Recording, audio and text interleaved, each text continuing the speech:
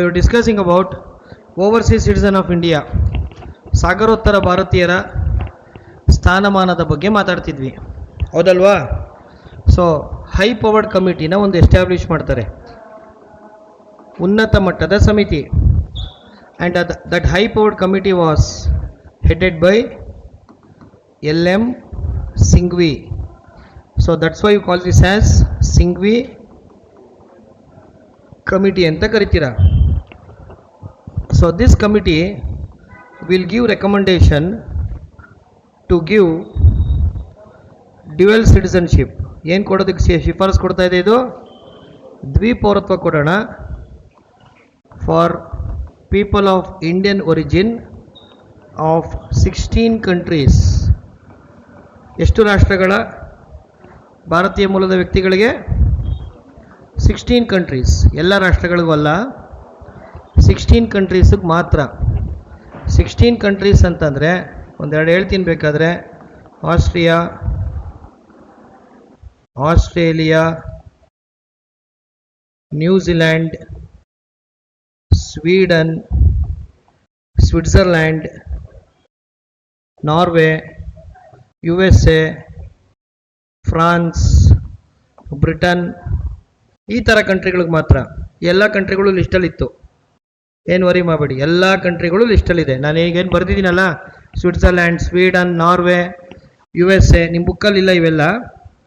France, okay, all these countries ಎಲ್ಲ ರಾಷ್ಟ್ರಗಳಲ್ಲಿ ಯಾರು ವಾಸಿಸ್ತಿದ್ದಾರೆ? Those persons of Indian origin who are residing in these countries. ಈ ದೇಶದಲ್ಲಿ ವಾಸಿಸುತ್ತಿರುವ ಭಾರತೀಯ ಮೂಲದ ವ್ಯಕ್ತಿಗಳಿಗೆ ಏನು ಕೊಡ್ತೀವಿ? ಸಂಜೆಯಿಂದ ಮೇಡಮ್ ಅವ್ರು ದೇವ್ರನ್ನ ಕೈ ಮುಕ್ಕೊಂಬಿಟ್ರು. ಅಲ್ಲೋ ಮೇಡಮ್, ಹರಕೆ ಹೊತ್ಕೊಂಡ್ರು ಮೇಡಮ್. ಏನಾದರೂ ದೇವ್ರೆ ಪವರ್ ಬರೋಂಗಾಗಲಪ್ಪ ದೇವ್ರೆ, ನಿಂಗೆ ತೆಂಗಿನಕಾಯಿ ಹೊಡಿತೀನಿ. ಯಾವ ದೇವ್ರು ಮೇಡಮ್ ಇಷ್ಟು ಫಾಸ್ಟಾಗಿ ನಿಮ್ಮ ಒಂದು ದನಿಯನ್ನು ಇದು ಮಾಡಿರೋದು? ನಾವು ಒಂಚೂರು ಅಪ್ಲಿಕೇಶನ್ ಹಾಕ್ತೀವಿ, ಹೇಳಿ ಮೇಡಮ್. ಹಾಂ, ಬಿಕಾಸ್ ಅವ್ರು ಹೇಳಿದ ರೀತಿಯಾಗಿ ಓ ಮೈ ಗಾಡ್ ಅಂದರು. ಸಡನ್ನಾಗಿ god only said no issues, you will get power, let us continue, don't talk. So those persons of Indian origin who are residing in these countries, ಅವ್ರಿಗೇನು ಕೊಡೋಕ್ಕೆ ಹೇಳ್ತಿದ್ದಾರೆ? ಡ್ಯುಯಲ್ ಸಿಟಿಸನ್ಶಿಪ್ ಕೊಡಿ ಅಂತ ಹೇಳ್ತಾ ಇದ್ದಾರೆ. ದ್ವಿಪೌರತ್ವವನ್ನು ಕೊಡಿ, ಗಿವ್ ದೆಮ್ ಡ್ಯುಯಲ್ ಸಿಟಿಸನ್ಶಿಪ್ ಅಂತ ಹೇಳ್ತಾ ಇದ್ದಾರೆ. ಬಟ್ ಗೌರ್ನಮೆಂಟ್ ಡ್ಯುಯಲ್ ಸಿಟಿಸನ್ಶಿಪ್ ಕೊಡಲಿಲ್ಲ. It created a new category called as overseas citizen of India. ಸಾಗರೋತ್ತರ ಭಾರತೀಯ ಎನ್ನುವ ಹೊಸ ಸ್ಥಾನಮಾನವನ್ನು ಸೃಷ್ಟಿ ಮಾಡುತ್ತೆ. ಸರಿನಾ? ಸೊ ಯಾರಿದು overseas citizen of India? Eligibility criteria ಏನು ಫೆಸಿಲಿಟಿ ಸಿಕ್ಕುತ್ತೆ, ಎಲ್ಲದರ ಬಗ್ಗೆ ಹೇಳ್ತೀನಿ. ನಾವು you please write down this. After globalisation, ಜಾಗತೀಕರಣದ ನಂತರ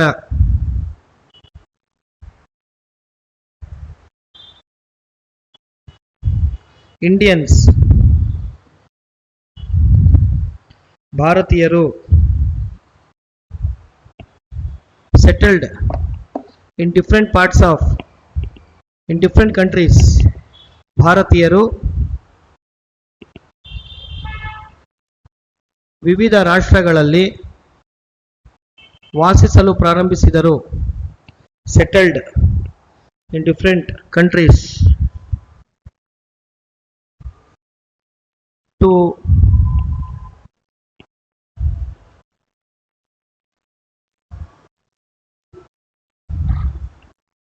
write down to maintain good relationship with Indian diaspora.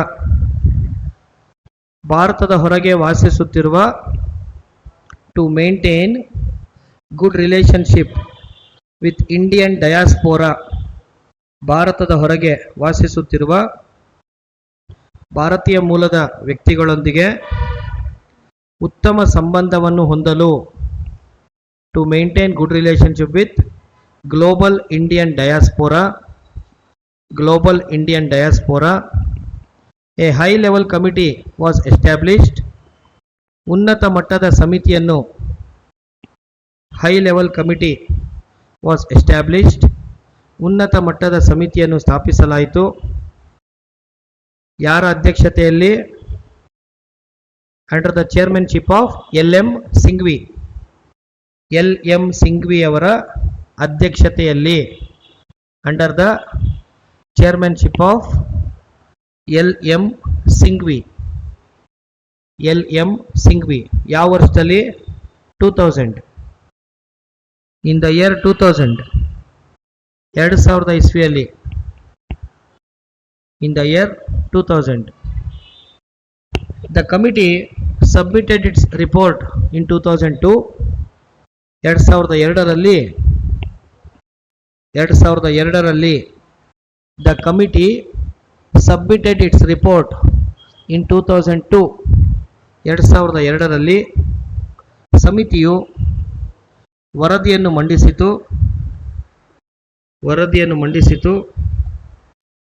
and it recommended dual citizenship, ದ್ವಿಪೌರತ್ವವನ್ನು ನೀಡಲು. It recommended dual citizenship, ದ್ವಿಪೌರತ್ವವನ್ನು ನೀಡಲು ಶಿಫಾರಸು ನೀಡಿತು. recommended dual citizenship ಎಲ್ಲರಿಗೂ ಅಲ್ಲ, ಬ್ರಾಕೆಟಲ್ಲಿ ಹಾಕೊಳ್ಳಿ. ಫಾರ್ ಸಮ್ ಸೆಲೆಕ್ಟೆಡ್ ಕಂಟ್ರೀಸ್, ಕೆಲವು ರಾಷ್ಟ್ರಗಳಿಗೆ ಮಾತ್ರ. ಫಾರ್ ಸಮ್ ಸೆಲೆಕ್ಟೆಡ್ ಕಂಟ್ರೀಸ್, ಕೆಲವು ರಾಷ್ಟ್ರಗಳಿಗೆ ಮಾತ್ರ. ಆಯ್ತಾ? ರಿಪೋರ್ಟ್ನ ಸಬ್ಮಿಟ್ ಮಾಡಿದ್ದು 2002ನಲ್ಲಿ. ವರದಿ ಕೊಟ್ಟಿದ್ದು ಯಾವಾಗ? 2002. Got it? ದ ಗವರ್ನಮೆಂಟ್, ಸರ್ಕಾರ, ವಿತೌಟ್ ಗಿವಿಂಗ್ ಡ್ಯುಯಲ್ ಸಿಟಿಸನ್ಶಿಪ್, ದ್ವಿಪೌರತ್ವವನ್ನು ನೀಡದೆ, without giving dual citizenship, it created a new status, ನೂತನ ಸ್ಥಾನಮಾನವನ್ನು ರಚಿಸಿತು. Created a new status. ಏನದು status? Overseas citizen of India, ಸಾಗರೋತ್ತರ ಭಾರತೀಯ ಎನ್ನುವ ಸ್ಥಾನಮಾನವನ್ನು ಕಲ್ಪಿಸಿತು. Overseas citizen of India status ಎಷ್ಟು ಕಂಟ್ರಿಗಳಿಗೆ? For those persons of Indian origin residing in 16 countries. For those persons of Indian origin residing in how many countries? 16 countries. 16 ರಾಷ್ಟ್ರಗಳಲ್ಲಿ ವಾಸಿಸುತ್ತಿದ್ದ ಭಾರತೀಯ ಮೂಲದ ವ್ಯಕ್ತಿಗಳಿಗೆ. For those persons of Indian origin who are residing in how many countries, sir? 16 countries. ಬೇಕು ಅಂದರೆ ಒಂದು 4-5 country ಹೆಸರು ಬರ್ಕೊಳ್ಳಂಗಿದ್ರೆ ಬರ್ಕೊಳ್ಳಿ. ಫಾರ್ ಎಕ್ಸಾಂಪಲ್ ಆಸ್ಟ್ರಿಯಾ,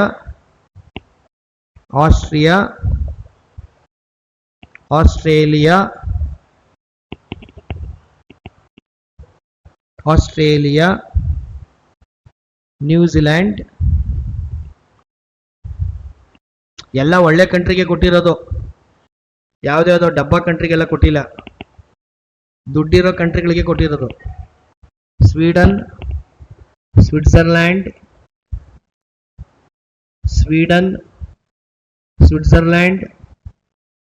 ಸರಿನಾ? Got it?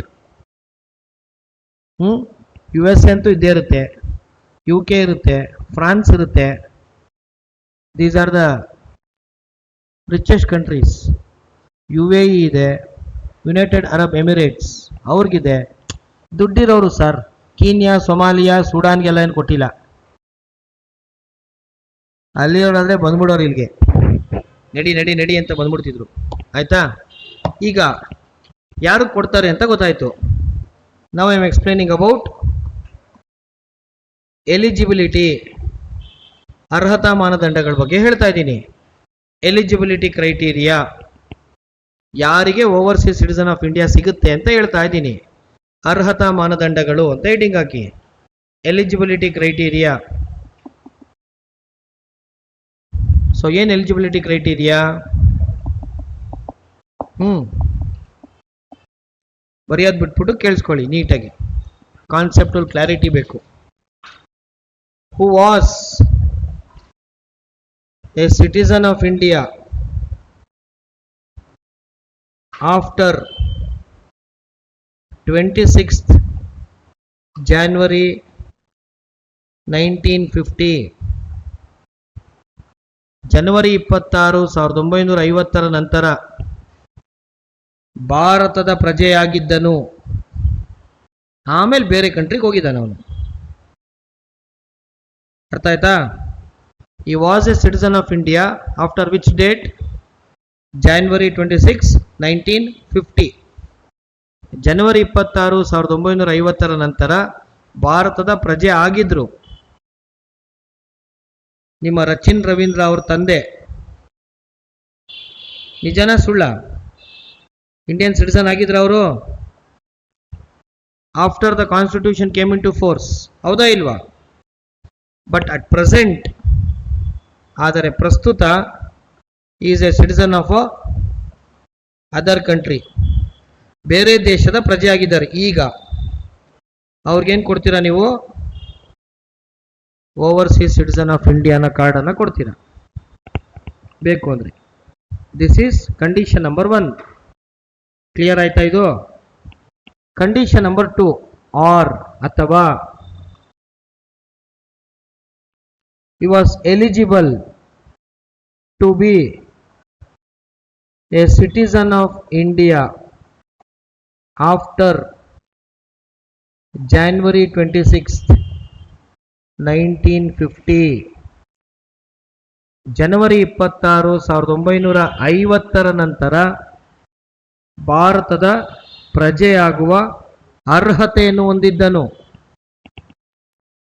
ಬೇಕು ಅನ್ಸಿದ್ರೆ ಇಂಡಿಯಾದ ಪೌರತ್ವನ ಪಡ್ಕೋಬೋದಾಗಿತ್ತು, ಬಟ್ ಪಡ್ಕೊಂಡಿಲ್ಲ. ಹೇಗೆ? ಅಪ್ಲಿಕೇಶನ್ ಹಾಕಿದ್ರೆ ಸಿಕ್ತಿತ್ತು, ಬಟ್ ಸಾಹೇಬರು ಅಪ್ಲಿಕೇಶನ್ ಹಾಕಿಲ್ಲ. ಅಥವಾ ತಂದೆ ತಾಯಿಗೆ ಯಾವುದೋ ಒಂದು ಮಗು ಹುಟ್ಟಿದೆ, ಆ ಮಗು ಇಂಡಿಯನ್ ಸಿಟಿಸನ್ಶಿಪ್ ತಗೋಬೋದಾಗಿತ್ತಾ? ಬಟ್ ತಂದೆ ತಾಯಿ ಮತ್ತು ಮಗು 3 ಜನ ಬೇರೆ ಕಂಟ್ರಿಗೆ ಹೋಗಿ ಸೆಟ್ಲ್ ಆಗಿದ್ದಾರೆ. ಸೊ ಈ ಮಗು ಈ ಕ್ಯಾಟಗರಿಲಿ ಬರುತ್ತಾ? S R no? ಬೇಕನ್ಸಿದ್ರೆ ಆ ಮಗು ಜನವರಿ 26, 1950 ಭಾರತದ ಪೌರತ್ವವನ್ನು ಪಡೆಯುವ ಎಲ್ಲ ಅರ್ಹತೆ ಇತ್ತು ಆ ಮಗುಗೆ. ನಿಜನಾ ಸುಳ್ಳ? ಬಟ್ ಅವ್ರ ತಂದೆ ತಾಯಿ ಬೇರೆ ಕಂಟ್ರಿ ಕರ್ಕೊಂಡೋಗಿ ಅಲ್ಲಿ ಸಿಟಿಸನ್ಶಿಪ್ ಕೊಟ್ಟಿದ್ದಾರೆ. Now that baby has be grown as a adult. 18 ವರ್ಷ ಕಳೆದಿದೆ. ಬೇರೆ ಕಂಟ್ರಿ ಸಿಟಿಸನ್ಶಿಪ್ನ ಬಿಟ್ಟು overseas citizen of India card ತಗೋಬೋದು ಅವ್ರು ಬೇಕು ಅಂದರೆ. ಬಿಡೋದಕ್ಕೆ ನೆಸಿಟಿ ಇಲ್ಲ, ಕಾರ್ಡುದಾರರಾಗ್ಬೋದು. ಯಾಕೆ? ಜನವರಿ 26, 1950 ನಂತರ ಭಾರತದ ಪೌರತ್ವವನ್ನು ಪಡೆಯುವ ಅರ್ಹತೆ ಇತ್ತು, ಆದರೆ ಪಡ್ಕೊಂಡಿಲ್ಲ. ಓಕೆನಾ? ಇನ್ನು ಕಂಡೀಷನ್ಸ್ ಇದೆ, ಬರೀರಿ. ನಂಬರ್ 1, ಒಟ್ಟಿಗೆ ಹೇಳ್ಬಿಟ್ರೆ ನೀವು ಓಡೋಗ್ಬಿಡ್ತೀರ. ಆಮೇಲೆ ಈ was a citizen of India after January 26, 1950. ಜನವರಿ 26, 1950 ನಂತರ ಭಾರತದ ಪ್ರಜೆಯಾಗಿದ್ದರು. Was a citizen of India after January 26,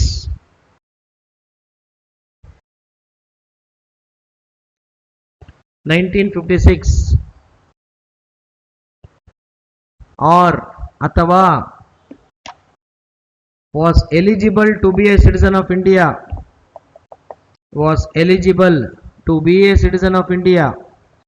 ಅಥವಾ ಜನವರಿ 26, 1950 ನಂತರ was eligible to be a citizen of India after January 26, 1950. ಜನವರಿ 26, 1950 ನಂತರ ಭಾರತದ ಪೌರನಾಗುವ ಅರ್ಹತೆಯನ್ನು ಹೊಂದಿದ್ದನು. ಮೊದಲನೇ ಸ್ಟೇಟ್ಮೆಂಟ್ಗೂ ಎರಡನೇ ಸ್ಟೇಟ್ಮೆಂಟ್ಗೂ ಏನು ವ್ಯತ್ಯಾಸ? ಮೊದಲನೇ ಸ್ಟೇಟ್ಮೆಂಟಲ್ಲಿ ಸಿಟಿಸನ್ ಆಗಿದ್ದ, ಎರಡನೇ ಸ್ಟೇಟ್ಮೆಂಟಲ್ಲಿ ಸಿಟಿಸನ್ ಆಗುವ ಅರ್ಹತೆ ಇತ್ತು. ಮೂರನೇದು, children, grand children are great grand children of the above mentioned two categories, ಮೇಲೆ ಉಲ್ಲೇಖಿಸಿರುವ ಎರಡು ವರ್ಗಗಳ children, grand children and great grandchildren of the above mentioned two categories, ಮೇಲೆ ಉಲ್ಲೇಖಿಸಿರುವ ಎರಡು ವರ್ಗಗಳ ಮಕ್ಕಳು, ಮೊಮ್ಮಕ್ಕಳು ಅಥವಾ ಮರಿಮಕ್ಕಳು. ಅಂದ್ರೆ ಅರ್ಥ, ಮೇಲ್ಗಡೆ ಎರಡು ಕ್ಯಾಟಗರಿ ಹೇಳಿದ್ದೀನಿ, ನಿಜನಾ? ಆ ಎರಡು ಕ್ಯಾಟಗರಿಗೆ ಸೇರಿದ ಅವರ ಮಕ್ಕಳು, ಅವರ ಮೊಮ್ಮಕ್ಕಳು ಅಥವಾ ಅವರ ಮರಿಮಕ್ಕಳು ಯಾರಾದರೂ ಸರಿ. Children, grand children, great grand children. ನಿಮ್ಮ ರಚಿನ್ ರವೀಂದ್ರ ಬರ್ತಾರೆ ಈಗ ಲಿಸ್ಟ್ಗೆ? ಬರಲ್ವಾ? ಅವ್ರ ಅಜ್ಜಿ ತಾತ ಈಗಲೂ ಇಂಡಿಯನ್ ಸಿಟಿಸನ್ ಕಂಡ್ರಿ ರೀ. ಅವ್ರ ತಂದೆ ಇಂಡಿಯನ್ ಸಿಟಿಸನ್ ಆಗಿ ಬಿಟ್ಟೋಗಿರೋದು. ಅವ್ರ ಮಗ ತಾನೇ ರಚಿನ್ ರವೀಂದ್ರ. ಎಲ್ಲ ಕ್ಯಾಟಗರಿ ರಚಿನ್ ರವೀಂದ್ರ ಬಿಡ್ತಾರೆ. ಅರ್ಥ ಆಯ್ತಾ? ನಾಲ್ಕನೇ ಎಲಿಜಿಬಿಲಿಟಿ, ನಾಲ್ಕನೇದು, A person who belonged to such territory, a person who belonged to such territory which became a part of India after August 15, 1947,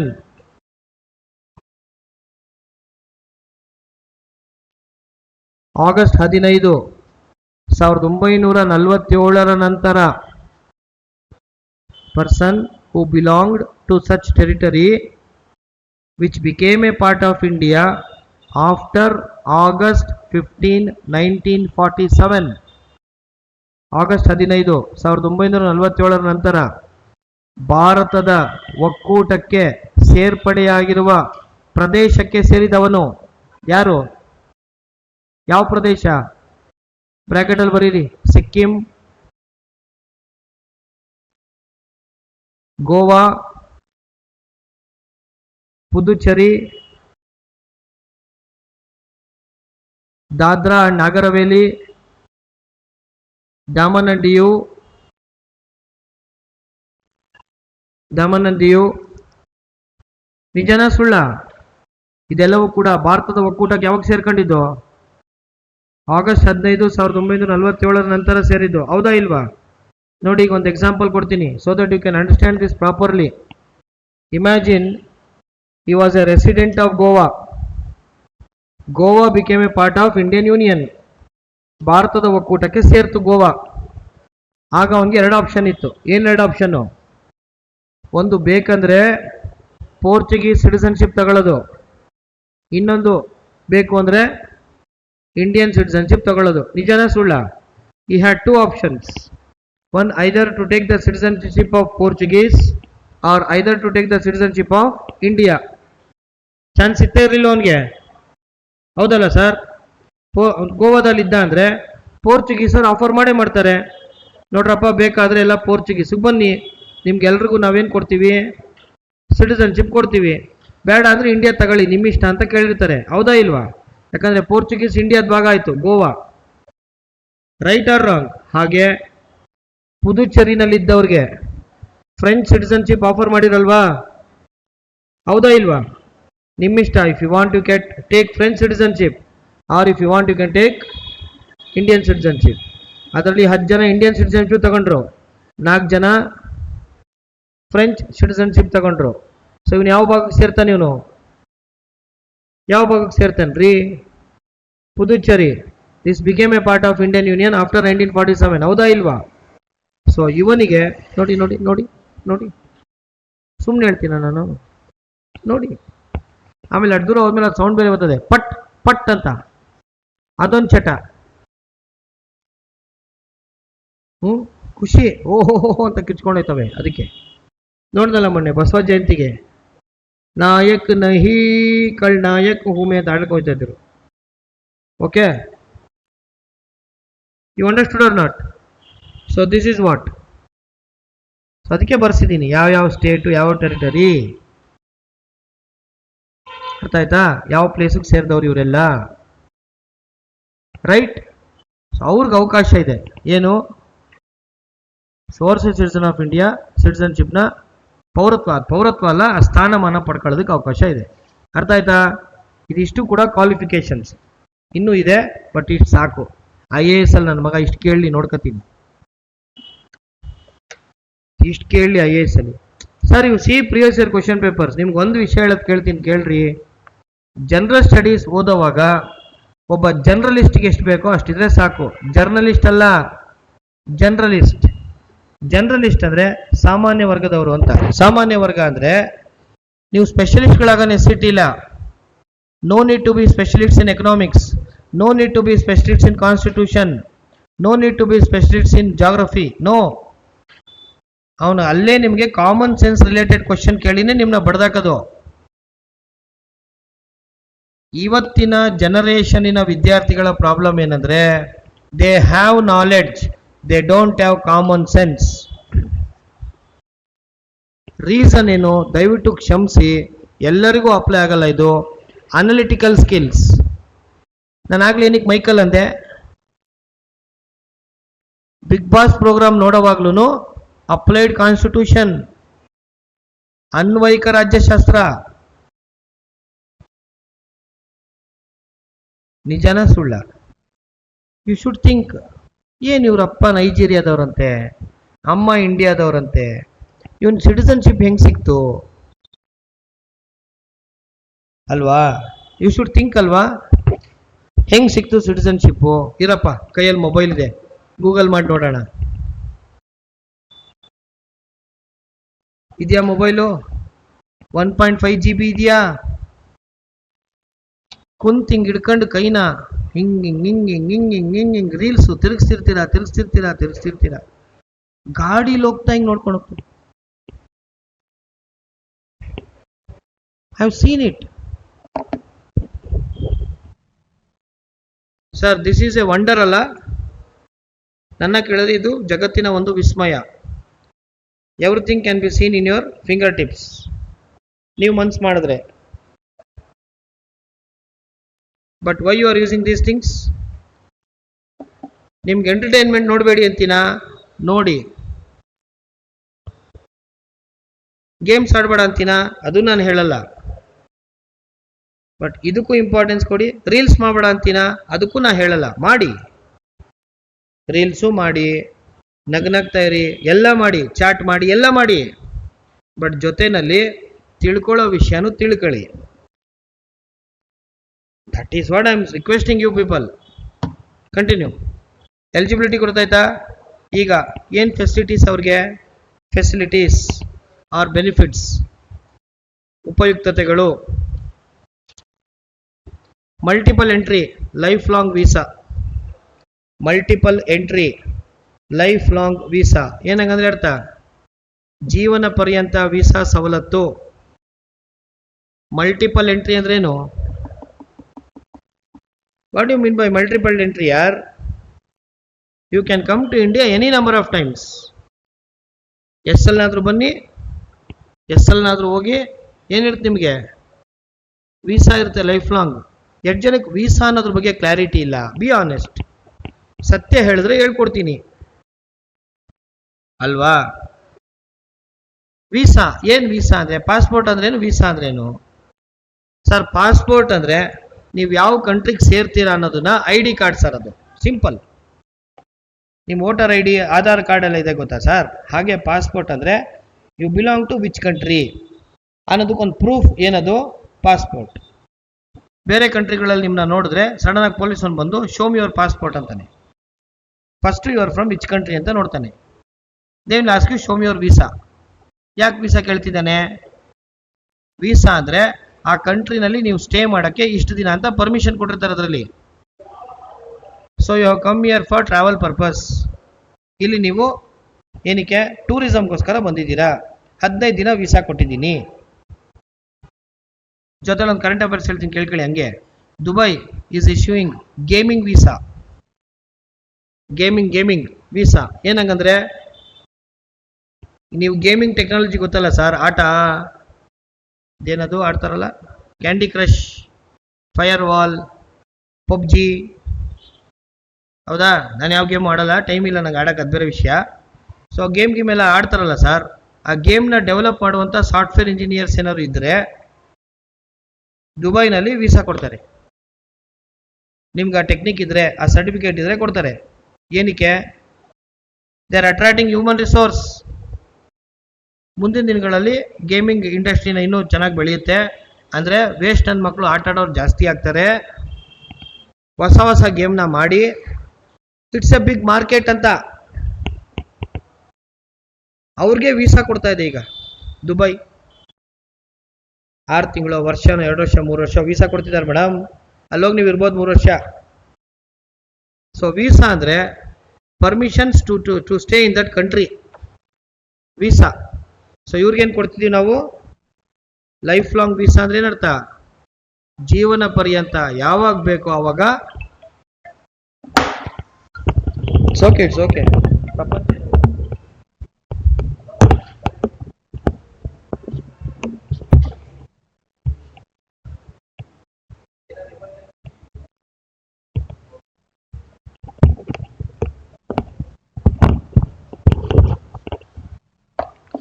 okay.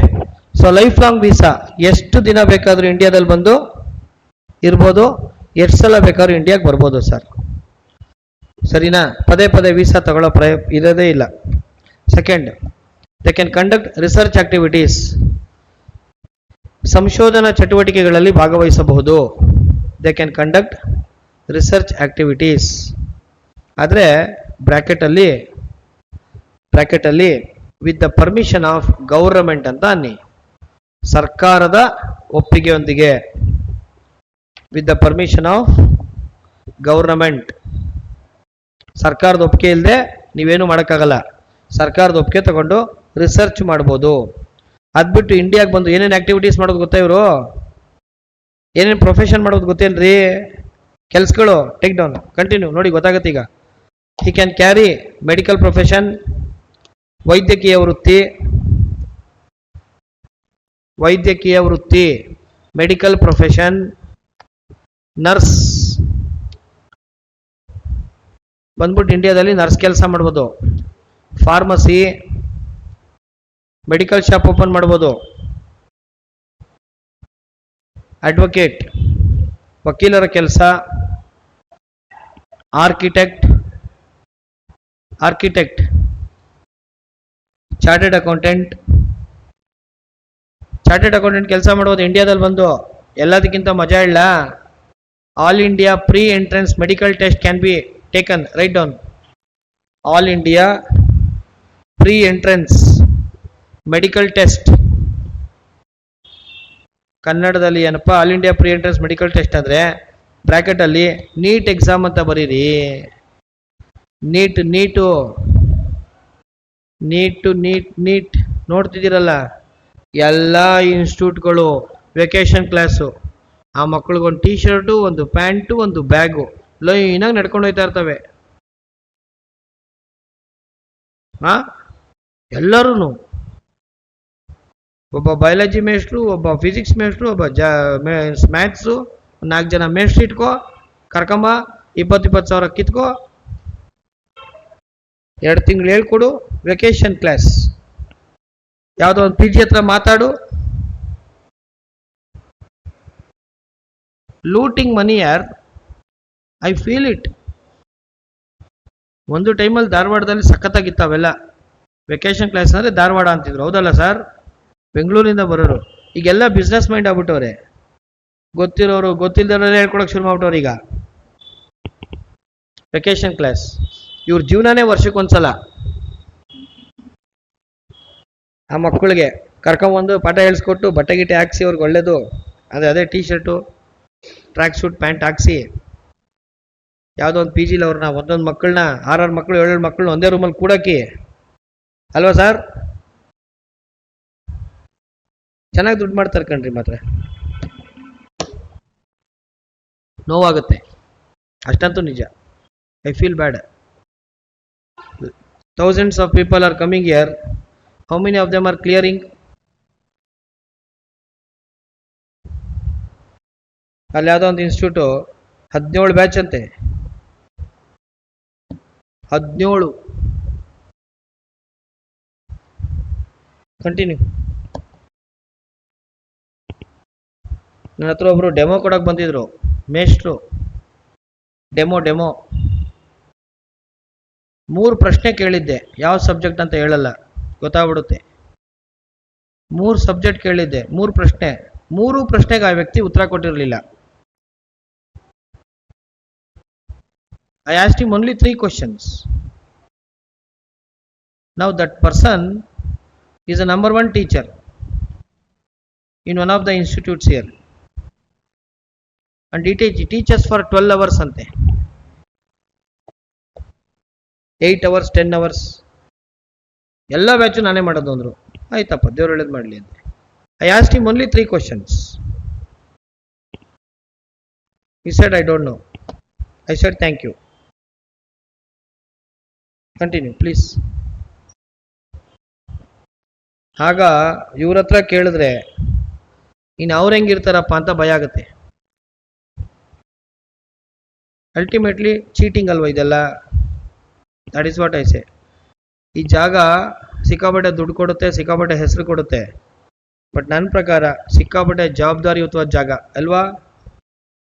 ನಿಜಾನ ಸುಳ್ಳ? You should have this passion year. Love ಇರ್ಬೇಕಿದ್ರ ಬಗ್ಗೆ.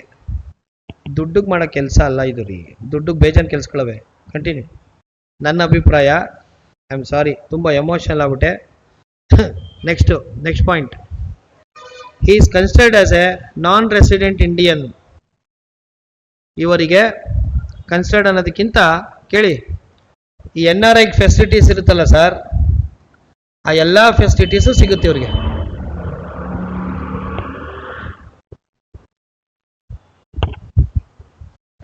And you will have all the facilities. ಯಾವ facilities? Facilities which are available to NRI ಅಂತ ಬರ್ಕೊಳ್ಳಿ. Facilities which are available to NRI, ಅನಿವಾಸಿ ಭಾರತೀಯರಿಗೆ ಸಿಗುವ ಸೌಲಭ್ಯಗಳು ಇವರಿಗೂ ದೊರಕುತ್ತದೆ. Facilities which are available to NRI are available to overseas citizens of India. ಸಾಗರೋತ್ತರ ಭಾರತೀಯರಿಗೆ ದೊರಕುತ್ತದೆ. Available to overseas citizen of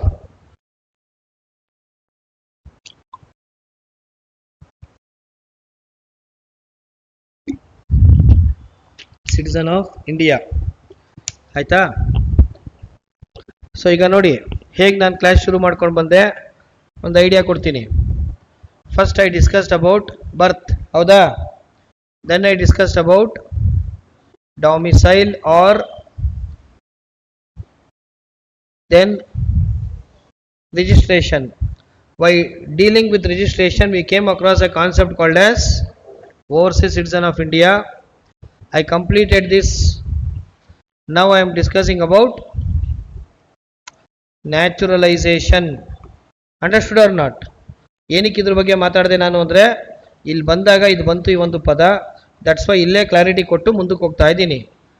next naturalisation, ಸಹಜೀಕೃತ ಜೀವನದ ಮೂಲಕ. ಸಹಜೀಕೃತ ಜೀವನದ ಮೂಲಕ. ಓಕೆನಾ? ಮೊದಲನೇ ಕಂಡೀಷನ್ ಏನು ಅಂತಂದರೆ ಸರ್, ಒಂದು ಮೇನ್ ಕಂಡೀಷನ್ ಇದೆ ಇಲ್ಲಿ. ಯಾವುದರಲ್ಲಿ?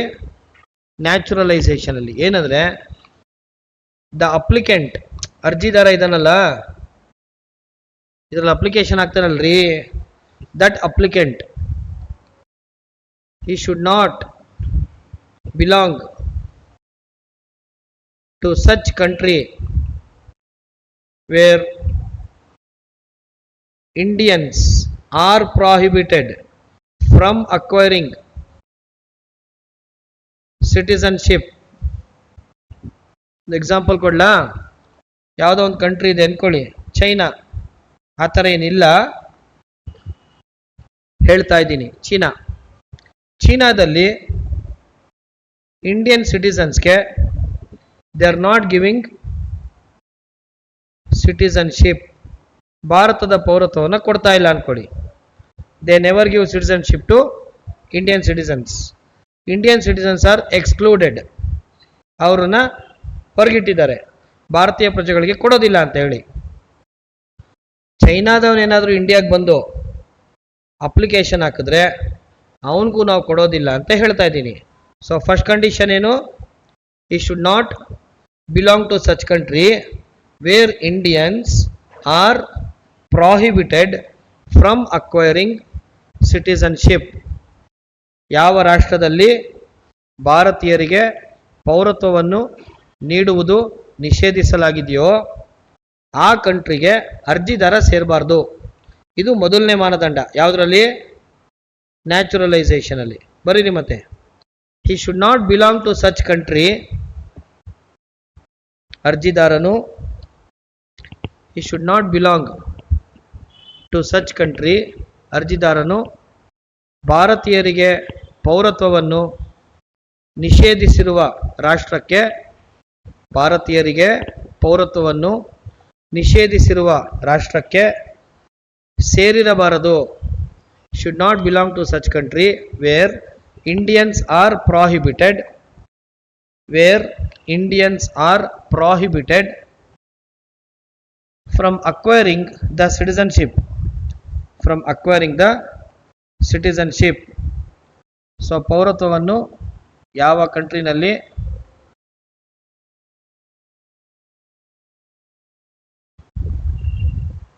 ಸರಿನಾ ಭಾರತೀಯರಿಗೆ ನಿರಾಕರಿಸ್ತಿದ್ದಾರೋ ಆ ಕಂಟ್ರಿಗೆ ಸೇರಬಾರ್ದು ಇವನು. ಯಾರು? ಅರ್ಜಿದಾರ.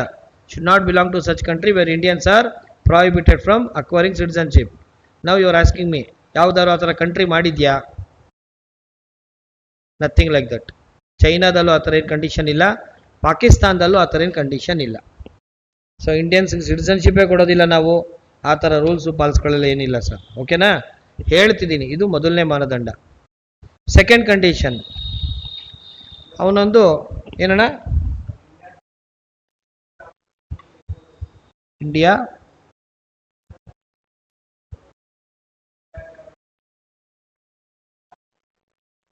ಮಾಡಿರ್ಬೋದು, Somalia, Sudan, Uganda, south Sudan, ಅಲ್ಲೆಲ್ಲ ಸ್ವಲ್ಪ ಡೇಂಜರ್, ಅದಕ್ಕೋಸ್ಕರ ಪ್ರಾಹಿಬಿಟ್ ಮಾಡಿರ್ತಾರೆ. ಬಿಕಾಸ್ ಅವ್ರಿಗೆ ಸಿಟಿಸನ್ಶಿಪ್ ಕೊಟ್ಟು ಅವ್ರು ಬಂದು ಇಲ್ಲಿ, ನೀವು ನೋಡಿ ಆಫ್ರಿಕಾದ ನೈಜೀರಿಯಾ ಸ್ಟೂಡೆಂಟ್ಸ್ ಬರ್ತಾರೆ ಇಂಡಿಯಾಗೆ ಓದೋಕ್ಕೆ. You believe it or not, ಅವರೆಲ್ಲ ಬರೋಕ್ಕೆ ಶುರು ಮಾಡಿದ್ಮೇಲೆ ಇಂಡಿಯಾದಲ್ಲಿ ಡ್ರಗ್ಸ್ ಹಾವಳಿ ಜಾಸ್ತಿ ಆಗಿದೆ. It has increased. ನಮ್ಮ ಇಂಜಿನಿಯರಿಂಗ್ ಕಾಲೇಜ್ ಹುಡುಗರು ಗಾಂಜಾ ಹೊಡ್ಕೊಂಡು ಸುಮ್ಮನೆ ಆಗ್ಬಿಡೋರು. ನೇರವಾಗಿ ಮಾತಾಡ್ತಿದ್ದೀನಿ, ಯಾರು ಏನು ಅನ್ಕೊಳಕ್ ಹೋಗಬೇಡಿ. ಯಾವಾಗಾರು ಒಂದ್ಸಲ ಗಾಂಜಾ ಹೊಡೆದು ಅಷ್ಟಕ್ಕೆ ಸುಮ್ಮನೆ ಆಗ್ಬಿಡ್ತಿದ್ರು. ಈ ಹೈ ಲೆವೆಲ್ ಡ್ರಗ್ಸ್ಗಳೆಲ್ಲ ಇದೆ ನೋಡಿ, ಕೊಕೇನ್, ಅಫೀಮ್, ಆರ್ ಎಲ್ಸ್ ನಿಮ್ಗೆ ಇದು ಬರುತ್ತೆ ಏನಪ್ಪ, ಸಮ್ ಕೆಮಿಕಲ್ ಡ್ರಗ್ಸ್ ಎಲ್ಲ ಬರುತ್ತೆ. ಆ ಕೆಮಿಕಲ್ ಡ್ರಗ್ಸ್ ಎಲ್ಲ ಇವತ್ತು ಇಂಡಿಯಾದಲ್ಲಿ ಇಂಜಿನಿಯರಿಂಗ್ ಸ್ಟೂಡೆಂಟ್ಸ್ಗೆ, ಮೆಡಿಕಲ್ ಸ್ಟೂಡೆಂಟ್ಸ್ಗೆ ಕೈಗೆ ಸಿಗ್ತಿದೆ ಅಂದರೆ it's because of this Nigeria students. ಅವ್ರಿಗೆ ಸೋರ್ಸಸ್ ಮೂಲಕ ತರಿಸ್ತಾರೆ ಮೇಡಮ್ ಅದನ್ನು. ಇವ್ರು ಯಾವುದೋ ಚಿಲ್ಲರೆ ಪಲ್ರೆ ಯಾವುದೋ ಸೇರ್ಕೊಂಡು ಸುಮ್ಮನೆ ಆಗ್ಬಿಡೋರು. ಇವ್ರು ಅವ್ರಿಗೆ ನೆಕ್ಸ್ಟ್ ಲೆವೆಲ್ಗೆ ತಗೊಂಡು ಹೋಗ್ತಿದ್ದಾರೆ. ಸೊ ಏನಾಗುತ್ತೆ, ಇಂಡಿಯನ್ ಹ್ಯೂಮನ್ ರಿಸೋರ್ಸು ಗೊತ್ತು, ಹೆಂಗ್ ಪ್ರಾಫಿಟ್ ಮಾಡ್ತೀರಾ? ನಿಮ್ಮ ಕಸ್ಟಮ್ಸ್ ಆಫೀಸರ್ ಇದ್ದೇ ಇದ್ದಾರೆ, ಚೆಕ್ ಮಾಡೇ ಮಾಡ್ತೀರಾ. ಏರ್ಪೋರ್ಟ್ ಅಥಾರಿಟೀಸಲ್ಲಿ ಚೆಕ್ ಮಾಡೇ ಮಾಡ್ತೀರಾ. ಏನೇ ಮಾಡಿದ್ರು ಸರ್, ಇವರು ಒಂದು ಹೆಜ್ಜೆ ನೋಡಿದ್ರೆ ಅವ್ರು 100 ಹೆಜ್ಜೆ ಇಡ್ತಾರೆ ಸರ್, ಕಳ್ತನ ಮಾಡೋರು. They will do that. ಎಲ್ಲ ಕಮಿಷನ್ ಸರ್. ಒಳ್ಳೆ ಕತೆ ಕೊಟ್ರಲ್ಲ ನೀವು. ಎಲ್ಲ ಏನು ಕಂಡಿದ್ದೀರಿ ಈ ಪ್ರಪಂಚನ ನೀವು? ಯಾಕೋ ಸಿಕ್ಕಾಪಟ್ಟೆ ಅಮಾಯಕರ ತರ ಕಾಣಿಸ್ತಿದ್ದೀರಪ್ಪ ನನ್ನ ಕಣಿಗೆ. This world is very bad and this world is very good. You have the option to take what you want. That is what I'm saying.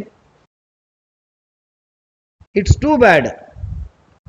Your mother will kill the son. It's too good. ಕೊನೆ ಉಸಿರಿರೋವರೆಗೂ ತಂದೆ ತಾಯಿನ ತಲೆ ಮೇಲೆ ಇಟ್ಕೊಂಡು ಕಾಪಾಡ್ಕೊಂಡು ನೋಡ್ಕೊಳ್ಳೋ ಮಕ್ಕಳು ಇದ್ದಾರೆ.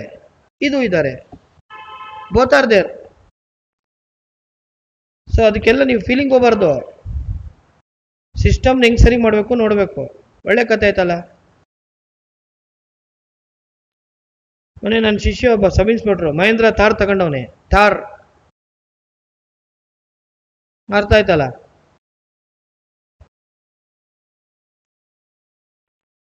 Sub inspector ಅಷ್ಟೇ, congratulations ಅಂತ. ಇನ್ನೇನು ಮಾಡಲಿ?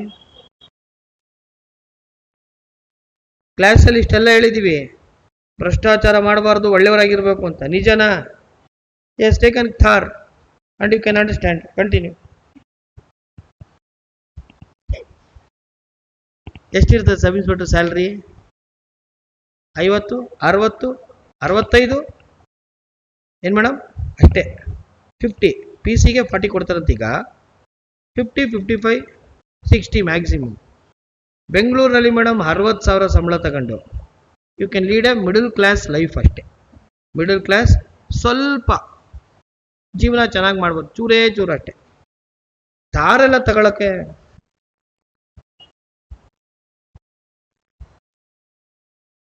ಸ್ವಿಫ್ಟೋ ಗಿಫ್ಟೋ ಅಂದರೆ ಸುಮ್ಮನೆ ಆಯ್ತಿದೆ. ಥಾರ್ ಆಯ್ತು. ಈ my own students have said this to me. ತಿಂಗಳಿಗೆ 1.5 ಆಗುತ್ತೆ ಸರ್ ಅಂತಿದ್ದಾರೆ. My own students. I have many students as my sub inspectors. ಎಷ್ಟು ಜನ ಬೇಕು ನಿಮಗೆ? ನನ್ನ ಕೇಳಿದ್ರೆ ಬೆಂಗಳೂರಲ್ಲಿ ಕಂಟಿನ್ಯೂಸ್ ಆಗಿ 6 ಸ್ಟೇಷನ್ ನನ್ನ ಶಿಷ್ಯಂದಿರು ಇರೋದು. ಒಂದು ರೂಟಿಂದ ಒಂದು ರೂಟ್ಗೆ ಹೋಗೋವಾಗ ಯಾವ ಸ್ಟೇಷನ್ ಎಲ್ಲ ಕೇಳಕೋಬೇಡಿ ಅಷ್ಟೇ. ಕಂಟಿನ್ಯೂ. Okay please. ಆಯ್ತಾ ಸರ್? ಹ್ಞೂ ಸರ್. ಡೈರೆಕ್ಟಾಗಿ ಹೇಳ್ತಾರೆ ಈಗ, ನಾವು they are preparing for KPSC and I am only supporting them. ಡೈರೆಕ್ಟಾಗಿ ಹೇಳ್ತಾರೆ ನನಗೆ 1.5 ಆಗುತ್ತೆ ಸರ್ ಅಂತ. ಏನಲ್ಲಿ ನಾನು ಇದಕ್ಕೆ? Continue. The applicant should take on undertaking. So ಅರ್ಜಿ ಆಗ್ತಿದ್ದಾನಲ್ಲ, ಇಂಡಿಯನ್ ಸಿಟಿಸನ್ಶಿಪ್ ಬೇಕು ಅಂತ, ಅವನೊಂದು ಅಂಡರ್ಟೇಕಿಂಗ್ ತಗೋಬೇಕು. ಏನಂತ? That is ready to renounce the citizenship of his country. ತನ್ನ ದೇಶದ ಪೌರತ್ವವನ್ನು ತ್ಯಜಿಸ್ತೀನಿ ಅಂತ ಹೇಳಿ ಸರ್ಕಾರಕ್ಕೊಂದು ದೃಢೀಕರಣವನ್ನು ಕೊಡಬೇಕಾಗುತ್ತೆ. ಯಾರು ಅಪ್ಲೈ ಮಾಡ್ತಾನಲ್ರಿ, he should take an undertaking saying that is ready to renounce the citizenship of his country ಅಂತ. Second point, the applicant should take an undertaking. ಅರ್ಜಿದಾರನು ಸರ್ಕಾರಕ್ಕೆ ದೃಢೀಕರಣ ಪತ್ರವನ್ನು ಮಂಡಿಸಬೇಕು. Should take an undertaking. ಏನಂತ? That is ready to renounce his citizenship. ತನ್ನ ಪೌರತ್ವವನ್ನು ತ್ಯಜಿಸಲು ಸಿದ್ಧನಿರುವುದಾಗಿ. That is ready to renounce his citizenship. ತನ್ನ ಪೌರತ್ವವನ್ನು ತ್ಯಜಿಸಲು ಸಿದ್ಧನಿರುವುದಾಗಿ ಏನು ಕೊಡಬೇಕು? ಅವನು ಅಂಡರ್ಟೇಕಿಂಗ್ ಕೊಡಬೇಕು. ನನ್ನ ಕಂಟ್ರಿದ್ ಬಿಟ್ಬಿಡ್ತೀನಿ ಅಂತ ಹೇಳಿ ಅಂಡರ್ಟೇಕಿಂಗ್ ಕೊಡಬೇಕಾಗುತ್ತೆ. Next, person of good character. ಉತ್ತಮ ನಡತೆಯ ವ್ಯಕ್ತಿಯಾಗಿರಬೇಕು. Should be a person of good character. ಉತ್ತಮ ನಡತೆಯ ವ್ಯಕ್ತಿ. ಹೆಂಗೆ ಕಂಡುಹಿಡಿತೀರಾ ನಂಗೆ ಗೊತ್ತಿಲ್ಲ. How can you measure the character ಯಾರ್? ಈಗ ನಮ್ಮ ಅಕ್ಷಯ್ಗೆ 6 ಜನ ಗರ್ಲ್ ಫ್ರೆಂಡ್ಸ್ ಅವರಪ್ಪ. ಅದು ಕ್ಯಾರೆಕ್ಟರ್ ಗುಡ್ ಯಾಕೆ ಬ್ಯಾಡ್ ಯಾಕೆ? Chris Gayle openly said I have 2 girl friends in India ಅಂದ. ಸೊ ಕ್ಯಾರೆಕ್ಟರ್ ಒಳ್ಳೇದು ಯಾವುದು ಕೆಟ್ಟದ್ದು ಯಾವುದು ನನಗೆ ಇದುವರೆಗೂ ಗೊತ್ತಾಗಿಲ್ಲ ಗುರುವೆ. ಸರಿನಾ? He should be a person of good character ಅಂತೆ. 4ನೇದು, you should have a adequate knowledge.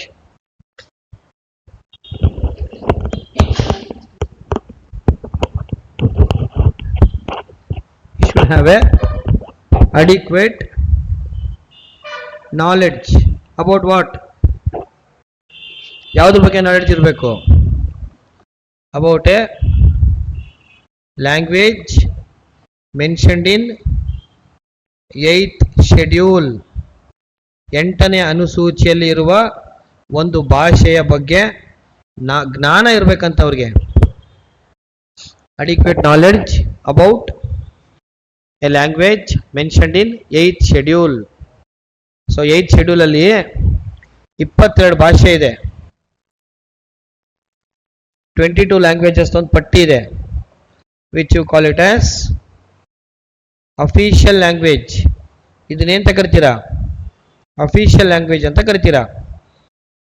ಈ ಯಾವ್ದಾದ್ರು ಒಂದು ಲ್ಯಾಂಗ್ವೇಜ್ ಗೊತ್ತಿರಬೇಕು. ಅದ್ರಲ್ಲಿ ಕನ್ನಡ ಕೂಡ ಒಂದು. ಕನ್ನಡ, ಹಿಂದಿ, ಮರಾಠಿ, ತೆಲುಗು, ತಮಿಳ್, ಮಲಯಾಳಂ ಯಾವುದಾದ್ರೂ ಒಂದು. ಬಟ್ ಅದೇ ಮತ್ತೆ ಅಡಿಕ್ವೇಟ್ ನಾಲೆಡ್ಜ್ ಅಂದ್ರೆ ಏನು ನಂಗಂತೂ ಗೊತ್ತಿಲ್ಲ. ಮಾತಾಡಕ್ಕೆ ಬಂದ್ರೆ ಸಾಕಾ, ಬರೆಯಕ್ಕೆ ಬರಬೇಕಾ, ಓದಕ್ಕೆ ಬರಬೇಕಾ, ಏನು ಹೇಳಿದ್ದು ಅದನ್ನು ಹೇಳ್ತಿದ್ದೀನಪ್ಪ. Adequate knowledge ಇರಬೇಕಂತೆ. ಇದೆಲ್ಲ ಇದ್ದರೆ ಜೊತೆಗೆ ಈ ನ್ಯಾಚುರಲೈಸೇಷನ್ದು ವಿಶೇಷತೆ ಏನು ಗೊತ್ತಾ ಸರ್? ಈ ಅಚೀವರ್ಸ್ಗೆ ಕೊಡ್ತಾರೆ ಪೌರತ್ವನ. ಯಾರಿಗೆ? Those are achieved. ಯಾವ ಫೀಲ್ಡಲ್ಲಿ sir? Take down. Distinguished service in ಕಲೆ, distinguished service in philosophy, art, ಕಲೆ, ತತ್ವಶಾಸ್ತ್ರ, distinguished service in art, philosophy, science, ವಿಜ್ಞಾನ, ಸೋಷಿಯಲ್ ಸರ್ವಿಸ್, ಸಮಾಜ ಸೇವೆ. ಇದರಲ್ಲಿ ಏನಾದ್ರು ಒಳ್ಳೆ ಸಾಧನೆ ಮಾಡಿರೋರಿಗೆ ವರ್ಲ್ಡ್ ಪೀಸ್, ವಿಶ್ವಶಾಂತಿ, ವರ್ಲ್ಡ್ ಪೀಸ್. ಹಾಳು ಮಾಡೋದ್ರಲ್ಲ, ವರ್ಲ್ಡ್ ಪೀಸ್ನ ಕಾಪಾಡಿರ್ಬೇಕು. ಲಿಟ್ರೇಚರ್, ಸಾಹಿತ್ಯ, ಲಿಟ್ರೇಚರ್, ಸಾಹಿತ್ಯ, ಹ್ಯೂಮನ್ ಪ್ರೋಗ್ರೆಸ್, ಮನುಷ್ಯನ ಪ್ರಗತಿ, ಹ್ಯೂಮನ್ ಪ್ರೋಗ್ರೆಸ್. ಲೇಡಿ ಹೆಸರೇನು? ಅದೊಂದು ಬುಕ್ಕು ತುಂಬ ಫೇಮಸ್ ಆಯ್ತಲ್ರಿ, ಒಂದು ಬುಕ್. ಅದು ಏನು ಹೇಳಪ್ಪ, ಬುಕ್ ಹೆಸರು ನೆನಪಾಗ್ತಿಲ್ಲ. Harry Potter. ಲೇಡಿ ಹೆಸರೇನು ಸರ್ ಬರ್ದಿರೋರ ಹೆಸರು? ಅವ್ರ ಹೆಸರೇನೋ ಚೆನ್ನಾಗಿದೆ. ಹ್ಯಾರಿ ಪಾಟರ್ ಬುಕ್ ಬರ್ದವ್ರ ಹೆಸರೇನ್ರಿ? What is the name? ಅವ್ರ ಹೆಸರೇನೋ ಚೆನ್ನಾಗಿದೆ. ಹ್ಯಾರಿ ಪಾಟರ್ ಬುಕ್ ಬರ್ದಿರೋರು. ಅವ್ರೇನೋ ಇಂಡಿಯಾದಲ್ಲಿ ಅಪ್ಲೈ ಮಾಡಿದ್ರು ಅನ್ಕೊಳ್ಳಿ, ನಮಗೆ ಬೇಕು ಪೌರತ್ವ ಅಂತ. ಕೊಡ್ತೀರಾ ಕೊಡಲ್ವ ಅವ್ರಿಗೆ? ಯಾವ್ದ್ರಲ್ಲಿ ಕೊಡ್ತೀರಾ? ಡಿಸ್ಟಿಂಗ್ವಿಶ್ ಸರ್ವಿಸ್ ಮಾಡಿಲ್ವಾ ಮೇಡಮ್? ಕಲೆಗೆ, ಲಿಟ್ರೇಚರ್ಗೆ ಮಾಡಿದಾರ ಮಾಡಿಲ್ವಾ? ಅಥವಾ ನಮ್ಮ ಹುಡುಗರಿಗೆ ಅರ್ಥ ಆಗೋ ರೀತಿ ಎಕ್ಸಾಂಪಲ್ ಕೊಡಬೇಕು ಅಂದರೆ ನೋಡಿ, ಈಗ ಹೇಳ್ತೀನಿ ಕರೆಕ್ಟಾಗಿ. ನಿಮ್ಮ ಫೇವ್ರೆಟ್, ನಿಮ್ಮ ಹಾರ್ಟ್ ಬೀಟ್ ನಿಲ್ಲಿಸುವಂಥ ನಾಯಕಿ ಜಾಕ್ವೆಲಿನ್ ಫರ್ನಾಂಡಿಸ್, ಬಾಲಿವುಡ್ ನಟಿ. ನೋಡಿ ಎಲ್ಲ ಈಗ ಕೊಡೋ ಎಕ್ಸಾಂಪಲ್ ಕೊಡುಗರು, ನಮ್ಗೆ ಅರ್ಥ ಆಗುತ್ತೆ. ನೀನು ಹ್ಯಾರಿ ಪಾಟ್ರು ಬುಕ್ಕು ಗಿಕ್ಕು ಅಂದ್ರೆ ನಮಗೆಲ್ಲ ಅರ್ಥ ಆಗಬೇಕು. ಜಾಕಿ ಯಾವ country? Jackie she is not an Indian, ಹೌದಾ? But she has given service in which area? Art. So Jacqueline Fernandez ಮುಂದೆ ಒಂದಿನ ಏನಾದ್ರು ಅಪ್ಲಿಕೇಶನ್ ಹಾಕಿದ್ರೆ ಇಂಡಿಯನ್ ಸಿಟಿಸನ್ಶಿಪ್ ಬೇಕು ಅಂತ, ಅವ್ರಿಗೆ ಕೊಡ್ತೀರಾ? ಯಾವುದ್ರಲ್ಲಿ? ನ್ಯಾಚುರಲೈಸೇಷನ್ ಕೊಡ್ತೀರಾ. ಆಗ್ಬೋದಾ? ಈಗ ಅರ್ಥ ಆಯ್ತಾ? ನೋಡಿ, ಜಾಕಿ ಫೀಲ್ಡ್ಗೆ ಬಂದ್ಮೇಲೆ ನಮ್ಮ ಹುಡುಗರಿಗೆ ಅರ್ಥ ಆಯ್ತು. ಹ್ಯಾರಿ ಪಾಟ್ರು, ಗಿರಿ ಪಾಟ್ರು ಅಣ್ಣ. JK Rowling, very good, keep it up. Next, by incorporation of new territory. ಐದನೇ ವಿಧಾನ, by incorporation of new territory. ನೂತನ ಪ್ರದೇಶ ಭಾರತಕ್ಕೆ ಸೇರಿಕೊಂಡಾಗ. ಏನದು ಇನ್ಕಾರ್ಪೊರೇಷನ್ ಆಫ್ ನ್ಯೂ ಟೆರಿಟರಿ ಅಂದರೆ? ಏನಿಲ್ಲ, ಗೋವಾನ ಇನ್ಕಾರ್ಪೊರೇಟ್ ಮಾಡ್ಕೊಂಡ್ವಿ ಅಲ್ವಾ? We incorporated Goa into Indian union, isn't it? So ಗೋವಾದಲ್ಲಿ ಇದ್ದಂಥವ್ರಿಗೆ will you give citizenship or not? ಪೌರತ್ವ ಕೊಡ್ತೀರಾ ಕೊಡಲ್ವಾ? Simple question. ಕೊಡ್ತೀರಾ ತಾನೇ? ಸಿಕ್ಕಿಮಲ್ಲಿದ್ದವ್ರಿಗೆ ಸಿಟಿಸನ್ಶಿಪ್ ಕೊಡ್ತೀರಾ ಕೊಡೋದಿಲ್ವಾ? ಇಲ್ಲ, ಸಿಕ್ಕಿಂ ಮಾತ್ರ ಬೇಕು, ನೀವೆಲ್ಲರೂ ಹೊಟ್ಟೋಗಿ ಅಂತೀರಾ? ನಡೀರಿ ನೀವು ಚೈನಾಗೆ ಹೊಟ್ಟೋಗಿ, ಬರೀ ಸಿಕ್ಕಿಂ ಬೇಕು ನಮಗೆ ಅಂತೀರಾ? ಅಥವಾ ಕೊಡ್ತೀರಾ ಅಲ್ಲಿರೋರಿಗೆ? ಅಷ್ಟೇ, ಬರೀರಿ. Puducherry, residents of Puducherry residents of Puducherry, Goa, Sikkim, Puducherry, Goa ಮತ್ತು ಸಿಕ್ಕಿಮಿನ ನಿವಾಸಿಗಳಿಗೆ ಭಾರತೀಯ ಪೌರತ್ವವನ್ನು ನೀಡಲಾಯಿತು. Indian citizenship was granted. Indian citizenship was granted. ಬೇಕಾ? ಒಂದು ಎಕ್ಸಾಂಪಲ್ ಕೊಡ್ತೀನಿ, ಬರ್ಕೊಳ್ಳಿ. ಮತ್ತೆ ಪುದುಚೇರಿ ಇವತ್ತಾಗಿರೋದು ಪಾಂಡಿಚೇರಿ ಅಂತಾನೆ ಬರೀರಿ. Pondicherry citizenship order, Pondicherry citizenship order. ಕನ್ನಡದವರು ಇಂಗ್ಲೀಷಲ್ಲೇ ಬರೀರಪ್ಪ. Pondicherry citizenship order 1962, 1962. ಆಯ್ತಾ? ಬರ್ತ್ ಆಯ್ತು, ರಿಜಿಸ್ಟ್ರೇಷನ್ ಆಯ್ತು, ಆಮೇಲೆ ಡಾಮಿಸೈಲ್ ಆಯ್ತು, ನ್ಯಾಚುರಲೈಸೇಷನ್ ಆಯ್ತು. ಐದನೇದು ಯಾವುದು? Incorporation of new territory. 6th one. ಆರನೇದು ಅಸ್ಸಾಂ ಅಕಾರ್ಡ್. ಅಲ್ಲಿ ಫಸ್ಟೇ ಬರ್ಸಿದ್ದೀನಿ ನೋಡ್ರಿ ಫ್ಲೋ ಚಾರ್ಟ್ನ. ಬರ್ಸಿದ್ದೀನ ಬರ್ಸಿಲ್ವಾ? ಮತ್ತೆ ಅಸ್ಸಾಂ ಅಕಾರ್ಡ್, ಅಸ್ಸಾಂ ಒಪ್ಪಂದ. ಏನಿದು ಅಸ್ಸಾಂ ಒಪ್ಪಂದ ಅಂದ್ರೆ? What is Assam Accord?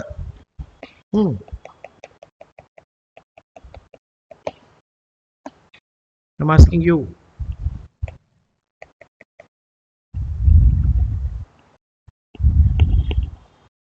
What is Assam Accord? So board ಕಡೆ ನೋಡಿ ಎಲ್ಲರೂ ಕೂಡ. Sir India, you know this border strict fencing ಎಲ್ಲ ಆಯ್ತು ಇಲ್ಲಿ, ಈ ಬಾರ್ಡರ್. ಸೊ ವೆಸ್ಟ್ ಪಾಕಿಸ್ತಾನದಿಂದ ವಲಸೆ ಬರೋಕ್ಕೆ ಅಷ್ಟು ಸುಲಭ ಇರಲಿಲ್ಲ. It was not possible. But from East Pakistan the migration continued even after 1947.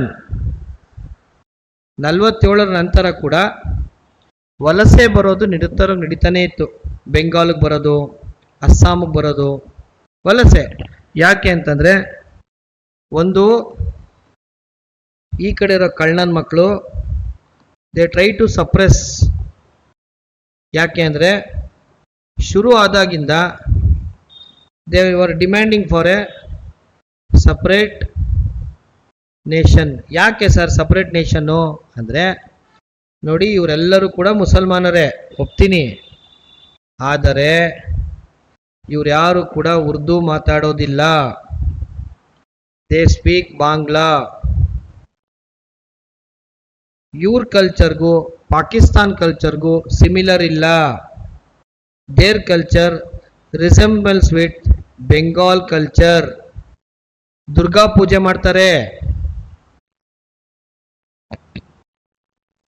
ಸಂಸ್ಕೃತಿ ಬದಲಾಗುತ್ತೆ, ಭಾಷೆ ಬದಲಾಗುತ್ತೆ. ಇವತ್ತು ಕೂಡ ಅಂತಾರಾಷ್ಟ್ರೀಯ ಭಾಷಾ ದಿನಾಚರಣೆಯನ್ನ ಯಾಕೋ ಆಚರಿಸ್ತಿದ್ದೀರಾ ನೀವು ಹೇಳಿ ನೋಡೋಣ? Why are you celebrating international language day? Bangladesh is the main reason for that. ಅಲ್ಲಿ ನಡೆದಿದ್ದು ಭಾಷೆಯ ಹೋರಾಟ. ಬಾಂಗ್ಲಾ ಭಂಗಬಂಧು, ಅರ್ಥ ಆಯ್ತಾ? ಹೋರಾಟ ನಡೆದಿದೆ ಭಾಷೆದದು. ಅವ್ರ ಭಾಷೆನೇ ಬೇರೆ, ಅವ್ರು ಬಾಂಗ್ಲಾ ಮಾತಾಡ್ತಾರೆ. They never speak Urdu. Culture ತುಂಬ ವ್ಯತ್ಯಾಸ ಇದೆ ಅವ್ರಿಗೂ. ಅದಕ್ಕೆ ನಾನು ಅವತ್ತು ರ್ಯಾಡ್ ಕ್ಲಿಫ್ನ ಉಗಿತಾ ಇದ್ದಿದ್ದು ಮಕ್ಕ ತುಂಬ. He considered only religion as a sole criteria to divide India and Pakistan, but that never worked here. Migration ನಡೀತಾನೇ ಇತ್ತು ಸರ್, ಕಂಟಿನ್ಯೂಸ್ ಮೈಗ್ರೇಷನ್. ಬರೋದು. ಆಮೇಲೆ ಇಲ್ಲಿ ಪ್ರತಿಭಟನೆಗಳಂತೆ, ಮೆರವಣಿಗೆಗಳಂತೆ, ಹೋರಾಟಗಳಂತೆ ಎಲ್ಲ ನಡೀತಾ ಇತ್ತು. So this Pakistan administration try to suppress them. Suppress ಮಾಡ್ತಿದ್ರು ಒಂದು. ಜೊತೆಗೆ ಇನ್ನೊಂದೇನು ಕೆಲಸ. ಇಲ್ಲಿ ಬಂದರೆ ನಿಮಗೆ you will get tea estates. At least will get some work. ಕೆಲಸ ಸಿಗುತ್ತಾ ಸಿಕ್ಕಲ್ವಾ? ಟೀ ಎಸ್ಟೇಟಲ್ಲಿ ಕೆಲಸ ಮಾಡ್ಬೋದಾ? ಕೆಲಸ ಸಿಗುತ್ತೆ ನಿಮಗೆ, ಅನ್ಎಂಪ್ಲಾಯ್ಮೆಂಟ್ ಹೋಗುತ್ತೆ. ಸೊ ವಲಸೆ ಬಂದ್ಬಿಡೋದು. ಈಗಲೂ ಅಷ್ಟೇ, BSF ಅವ್ರಿಗೆ ಒಂಚೂರು ಟೋಕನ್ ನೋಡಿದ್ರೆ ಬಿಟ್ಬಿಡ್ತಾರಂತೆ ಅಲ್ಲಿ. ಪಾಕಿಸ್ತಾನ್ ಬಾರ್ಡ್ರಲ್ಲಿ ಅಷ್ಟು ಆಗಲ್ಲ, ಬಾಂಗ್ಲಾದೇಶ್ ಬಾರ್ಡ್ರಲ್ಲಿ ಈಗಲೂ ಕೂಡ ಬರ್ತಾರೆ ಸರ್, ಈಗಲೂ ಬರ್ತಾರೆ, ದೇ ಕಮ್. ಇದು ಪ್ರಾಬ್ಲಮ್ ನಿರಂತರವಾಗಿ ಮುಂದುವರಿತಾ ಇತ್ತು. ಫೈನಲ್ ಏನಾಯ್ತು ಅಂತ ನಿಮ್ಗೆಲ್ಲ ಗೊತ್ತು. Bangladesh was liberated. ನಿಜನಾ ಸುಳ್ಳ? ಸ್ವತಂತ್ರ ರಾಷ್ಟ್ರವಾಗಿ ಪರಿವರ್ತನೆ ಮಾಡಲಾಯಿತು. Bangladesh was liberated and finally ಏನಾಯಿತು, ಇಲ್ಲಿ ಬಾಂಗ್ಲಾದೇಶದ ವಲಸಿಗರು ಬಂದು ಲೋಕಲೈಟ್ಸು ಅನ್ಎಂಪ್ಲಾಯ್ಮೆಂಟ್ ಜಾಸ್ತಿ ಆಗೋದಕ್ಕೆ ಶುರು ಆಗುತ್ತೆ.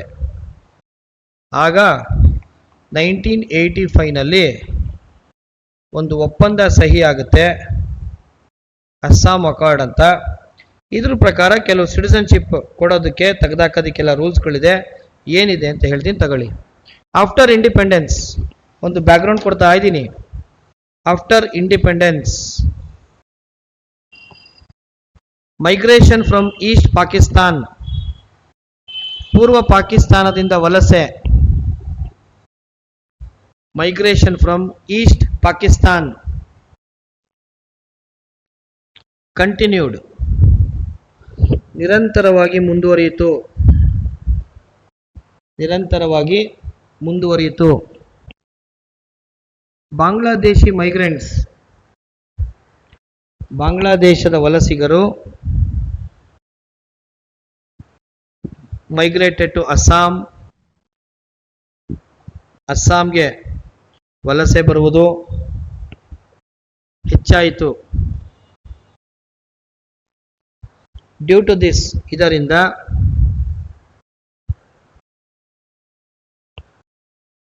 ದ ಲೋಕಲೈಟ್ಸ್ ಆಫ್ ಅಸ್ಸಾಂ, ಅಸ್ಸಾಮಿನ ಸ್ಥಳೀಯ ನಿವಾಸಿಗಳು,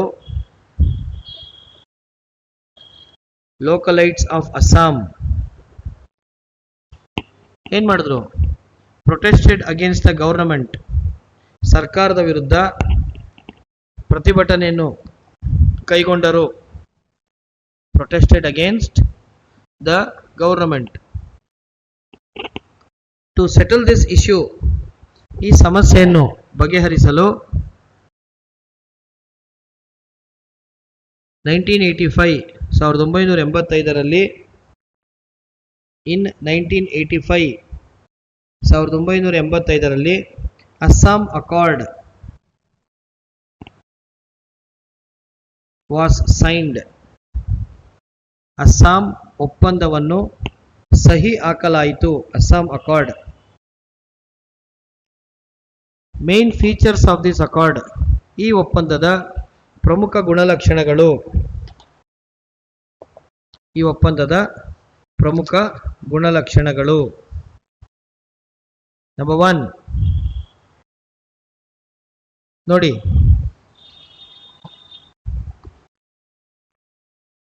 January 26th, 1950 onwards, before January 1st, 1966, whoever migrated from Bangladesh or East Pakistan to Assam, ಪೂರ್ವ ಪಾಕಿಸ್ತಾನದಿಂದ ಅಸ್ಸಾಂಗೆ ಯಾರ್ಯಾರು ವಲಸೆ ಬಂದಿದ್ದಾರೆ, ಯಾವ ದಿನದ ಒಳಗೆ? ಜನವರಿ 26, 1950 ನಂತರ. ಆದರೆ January 1st, 1966 ಒಳಗಾಗಿ ಅವ್ರಿಗೆ ಬಂದ ಮೇಲೆ they are residents of Assam, ಅಸ್ಸಾಂನಲ್ಲೇ ನಿರಂತರವಾಗಿ ವಾಸವಾಗುತ್ತಿದ್ದರೆ ಸಿಟಿಸನ್ಶಿಪ್ ವಿಲ್ ಬಿ ಪ್ರೊವೈಡೆಡ್, ಪೌರತ್ವ ಕೊಟ್ಬಿಡ್ತೀವಿ. ಯಾಕಂದ್ರೆ ಬಂದು ಎಷ್ಟು ವರ್ಷ ಆಗೋಯ್ತು ಅವ್ರಾಗಲೇ? 85ರಲ್ಲಿ ಅಗ್ರಿಮೆಂಟು, ಆಗಾಗಲೇ ಬಂದು 20 ವರ್ಷ ಆಗ್ಬಿಟ್ಟಿದೆ. ಈಗ ಎಲ್ಲ ಕಳಿಸ್ತೀರಾ ಅವ್ರನ್ನ ವಾಪಸ್ ಹುಡುಕಿ? You cannot do that sir. There are more than 20 to 25 lakh people sir. 20 ಇಂದ 25 ಲಕ್ಷ ಜನ ಇದ್ದಾರೆ ಬಾಂಗ್ಲಾದೇಶದಿಂದ ಬಂದಿರೋ ವಲಸಿಗರು. ಅಣ್ಣ ಏನ್ ನೋಡ್ತಿದ್ದೀರಾ ಅಂತ ಕೇಳ್ಬೋದ ತಲೆ ಮುಗಿಸ್ಕೊಂಡು? 20 to 25 lakh people are there. ಈಗಲೂ ಇದ್ದಾರೆ ಸರ್. ಎಲ್ಲಿಗೆ ತಗೊಂಡೋಗಿ ಬಂಗಾಲ ಕೊಳ್ಳಿಗೆ ತಳ್ಬಿಡೋಕೆ ಅವ್ರನ್ನ. ಹಂಗೆ ಮಾಡೋಕ್ಕಾಗಲ್ಲ. ಇಂಟರ್ನ್ಯಾಷನಲ್ ಕಮ್ಯುನಿಟಿ ಬಡಿತದ ಆಮೇಲೆ ಹಾಕೊಂಡು ಇಂಡಿಯಾಗೆ. Cannot do that also. So ಯಾರ್ಯಾರು 66 ಒಳಗಡೆ ಬಂದ್ಬಿಟ್ಟಿದ್ದೀರಲ್ಲ ಅವ್ರಿಗೆಲ್ಲ ಏನು ಕೊಡ್ತೀನಿ ನಾನು? ಪೌರತ್ವ ಕೊಡ್ತೀನಿ. Right down. Those who had migrated from Bangladesh to Assam. ಬಾಂಗ್ಲಾದೇಶದಿಂದ ಅಸ್ಸಾಂಗೆ migrated from Bangladesh to Assam. ಬಾಂಗ್ಲಾದೇಶದಿಂದ ಅಸ್ಸಾಂಗೆ ಯಾವತ್ತಾದಮೇಲೆ ಜನವರಿ 26, 1950 ನಂತರ and migrated to Assam after January 26, 1950. 50ರ ನಂತರ. ಬಟ್ ಬಿಫೋರ್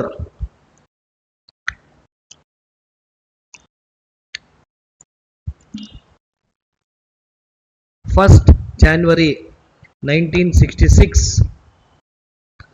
ಜನವರಿ 1, 1966 ಒಳಗಾಗಿ ಭಾರತಕ್ಕೆ ವಲಸೆ ಬಂದಿದ್ದರೆ ಏನು ಕೊಡ್ತೀರಾ ಅವ್ರಿಗೆ? Indian citizenship will be granted. ಭಾರತದ ಪೌರತ್ವವನ್ನು ಕಲ್ಪಿಸಲಾಗುತ್ತದೆ.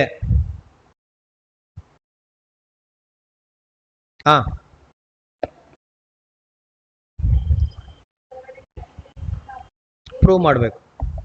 You should prove that. ಅಕ್ಕಪಕ್ಕದ ಮನೆಯವ್ರದ್ದು ಅಲ್ಲೇ ನೀವು ಇದ್ದೀರಾ ಅನ್ನೋದಕ್ಕೆ some proof should be given. ಮನೆ ತಗೊಂಡಿದ್ದು agreement copy, something should be there, some proof.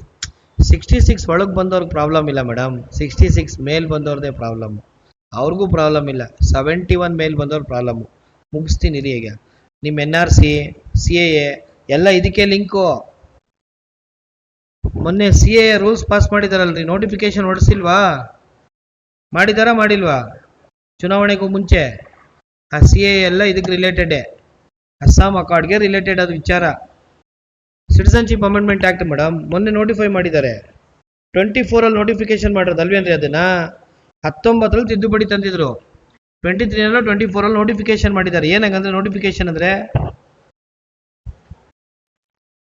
ಹೆಂಗೆ ಗೊತ್ತಾ ಹುಡುಗರು ಪಾಪ, ಹುಡುಗರು ಅದೇನು ಸೌಂಡು? ಹುಡುಗರಿಗೆ ಹೆಂಗ್ ಗೊತ್ತಾ ಪಾಪ, ಪೇಪರಲ್ಲಿ ಹಿಂಗೆ ಹಾಕ್ಬಿಡ್ತಾನೆ, central government has notified the rules of CAA ಅಂತ. ಮೇನ್ ಏನಂದ್ರೆ what is notification of the rules ಅಂತಾನೆ ವಿದ್ಯಾರ್ಥಿಗಳು ಗೊತ್ತಿರಲ್ಲ. ಇದು ಹೆಂಗೆ ಅಂದ್ರೆ ಅರ್ಥ ಆಗದಿರಂಗೆ. ಹೌದಲ್ಲ ಸರ್? ನೀವು ಇಷ್ಟು ವರ್ಷ ನೋಡಿದ್ದೀರಾ, CAಗೇನೋ ಪ್ರೊಟೆಸ್ಟ್ ಮಾಡ್ತಿದ್ರು, NRCಗೇನೋ ಪ್ರೊಟೆಸ್ಟ್ ಮಾಡ್ತಿದ್ರು. ಹೇಳ್ಬಿಡಿ ನೋಡೋಣ ಏನಕ್ಕೆ ಪ್ರೊಟೆಸ್ಟ್ ಮಾಡಿದ್ರು ಅಂತ. ಪ್ರೊಟೆಸ್ಟ್ಗೆ ಬಂದವಕ್ಕೆ ಗೊತ್ತಿಲ್ಲ. CAA ಪರವಾಗಿ ಪ್ರೊಟೆಸ್ಟ್ ಮಾಡಿದವ್ರಿಗೆ ಯಾಕೆ ಪ್ರೊಟೆಸ್ಟ್ ಮಾಡ್ತೀವಿ ಅಂತ ಅವಕ್ಕೆ ಗೊತ್ತಿಲ್ಲ. ವಿರುದ್ಧವಾಗಿ ಪ್ರೊಟೆಸ್ಟ್ ಮಾಡಿದವಕ್ಕೆ ಯಾವುದಕ್ಕೆ ವಿರುದ್ಧ ಮಾಡಿದ್ವಿ ಅಂತ ಅವಕ್ಕೂ ಗೊತ್ತಿಲ್ಲ. ಒಟ್ನಲ್ಲಿ ಪ್ರೊಟೆಸ್ಟ್ ಅಂತೂ ಮಾಡಿದ್ರು. ಪ್ಲಕಾರ್ಡ್ಸ್ ಇಟ್ಕೊಂಡು ನಿಂತಿದ್ರು. ಇದು ಈ ದೇಶದ ಕತೆ. ಆ್ಯಂಡ್ ನಿಮ್ಮ ನ್ಯೂಸ್ ಚಾನೆಲ್ಗಳಲ್ಲಿ ಏನದು ಅಂತ ಯಾವ ನನ್ನ ಮಗನೂ ಬಿಡಿಸಿ ಹೇಳಲ್ಲ. ಬೇಜಾರು ಮಾಡ್ಕೋಬೇಡಿ. ನೋ ಬಡಿ will explain what is that. Real reason ಏನು, ಕಾಸ್ ಏನು, ಇದೇನು ನಡೀತಿದೆ ಅಂತಲೇ ಹೇಳಲ್ಲ ಯಾರು. ವಿವಿಧ ರೀತಿಯ ವಿವಿಧ ಪ್ರದೇಶಗಳಲ್ಲಿ ಪ್ರತಿಭಟನೆ ನಡೀತು. ಬೆಂಗಳೂರಿನಲ್ಲಿ, ಮೈಸೂರಿನಲ್ಲಿ, ಹುಬ್ಬಳ್ಳಿ, ಧಾರವಾಡದಲ್ಲಿ ಇದಕ್ಕೆ ವಿರೋಧ ವ್ಯಕ್ತಪಡಿಸಿ ಪ್ರತಿಭಟನೆ. ಯಾವುದಕ್ಕೆ ವಿರೋಧ ವ್ಯಕ್ತಪಡಿಸಿ? CAA ಯಾವುದಕ್ಕೆ? ಕಂಟಿನ್ಯೂ ಗೊತ್ತಾಗತ್ತೆ ಈಗ. You will come to know. Right down. ಸರಿನಾ? ಸೊ January 1, 1966 ಒಳಗಡೆ ಯಾರು ಇಂಡಿಯಾಗೆ ಬಂದರೋ ಅವರೆಲ್ಲರೂ ಪೌರತ್ವವನ್ನು ಕೊಡ್ತೀನಿ. ಆಗ್ಬೋದಾ? ಆಫ್ಟರ್ January 1, 1966, ಜನವರಿ 1, 1966 ನಂತರ January 1, 1966, ಬಟ್ ಬಿಫೋರ್ 1971 March 25,